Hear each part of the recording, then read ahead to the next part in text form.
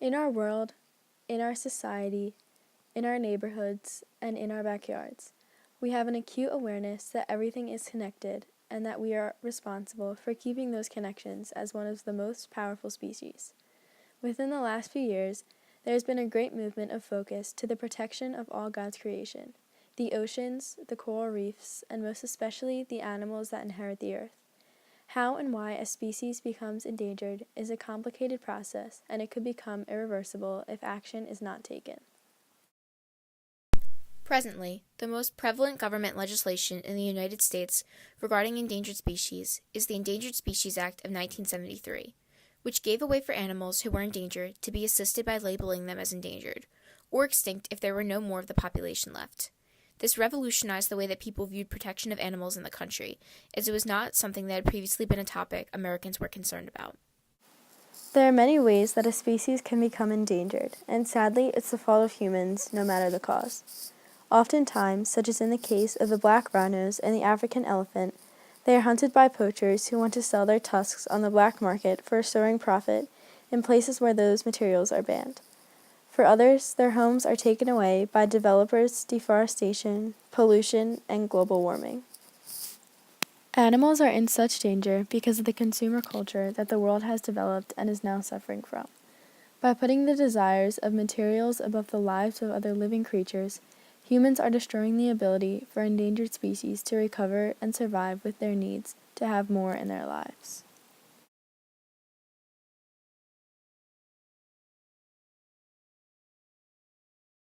Well, the number one is habitat loss for sure. One example is we talked about the Florida panther, and now there's only 150 species because we are taking a lot of that area in Florida, and they're actually doing a lot of construction and like building up Florida. And as soon as you put a roadway in the middle of their area, it like keeps making it smaller and smaller because they won't like cross and go into new habitats.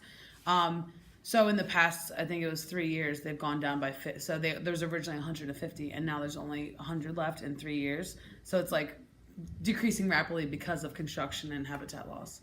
And in the rainforest right now, I know that's what everyone always talks about, but every minute an acre of land is being destructed, and that's a lot. That's like a football field. So every minute a football field of rainforest is actually being tore down for agricultural sources, for palm oil, or for even just for logging. So there's a majority of it is habitat loss. Within the last few decades, there has been a major movement toward the protection of endangered species and the conservation of their habitats. This has recently come into many workplaces too, and we were able to talk to an environmental lawyer firsthand to see how the cause of endangerment is having an impact on everyday projects.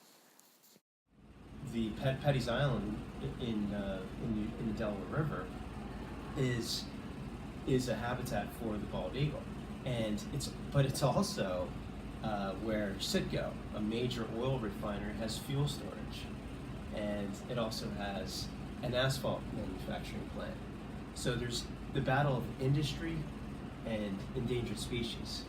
So we're trying to balance that. So the legal issue is groups that are protecting the species versus developmental groups that want to make the economy thrive. Helping endangered species is not just something that we need to do to help save the environment either. It is also a matter of protecting God's creation.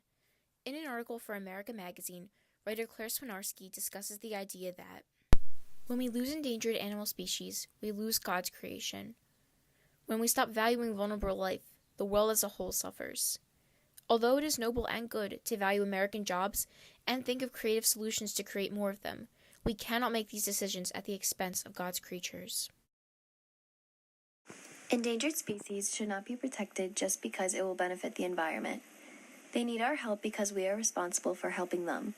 As the most powerful species in the world, we need to recognize that our actions are hurting other members of God's creation. This is the exact message that Catholic social teaching presents in their call for care of God's creation. As Catholics, we know that God created man and animals for us to be able to live together and benefit from the other's presence. With this relationship, we must work to care for this creation before it's too late.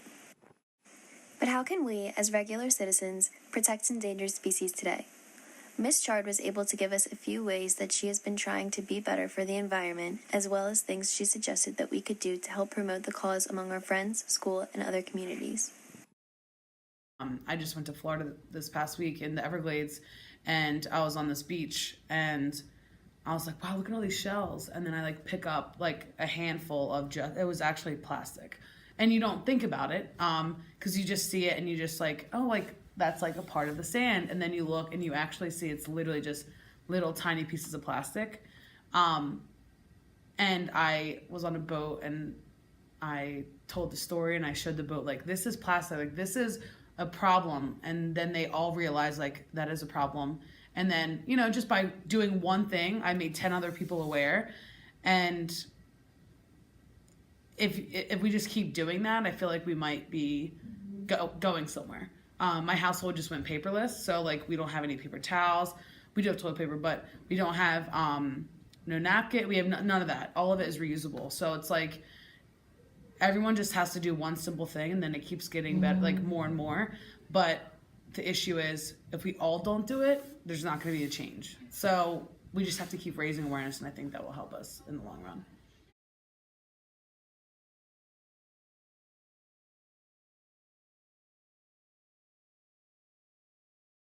These types of actions Ms. Chard talked about have a major effect on how much endangered species are being saved.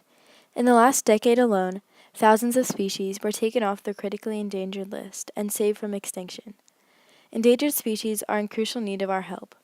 As long as people like Ms. Chard, Mr. McGovern, and all of us continue to spread awareness about care for God's creation, the issue can slowly be solved. To protect our environment and the issue of endangered species, we must be attentive to the lives of all living things. As Pope Francis says, each creature reflects something of God and has a message to convey to us.